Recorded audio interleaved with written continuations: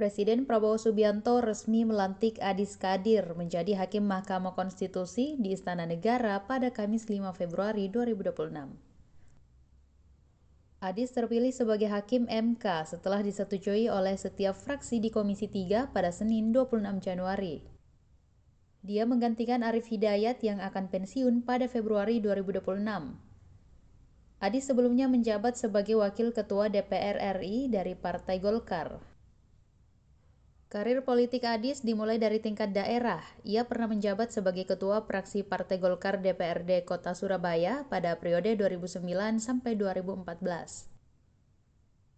Pada 2014, ia terpilih menjadi anggota DPR RI dan kemudian dipercaya memimpin Mahkamah Kehormatan Dewan atau MKD.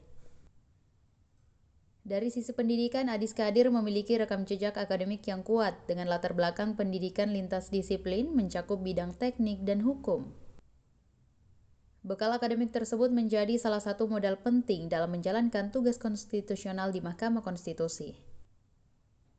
Pendidikan tinggi Adis diawali di bidang teknik sipil. Ia meraih gelar sarjana teknik sipil dari Universitas Wijaya Kusuma pada 1992. Setelah itu ia memperdalam keilmuan di bidang hukum dengan menempuh pendidikan sarjana hukum dan magister ilmu hukum di Universitas Merdeka. Penguatan kompetensi akademiknya di bidang hukum berlanjut hingga jenjang doktoral. Adis menyelesaikan studi doktor ilmu hukum di Universitas 17 Agustus 1945 atau UNTAK Surabaya pada 2017. Pendidikan doktoral tersebut mempertegas fokus keilmuannya pada kajian hukum yang relevan dengan tugas-tugas konstitusional. Kombinasi latar belakang teknik dan hukum tersebut membentuk perspektif analitis Adis Kadir, terutama dalam memahami persoalan hukum yang bersifat kompleks dan multidimensi.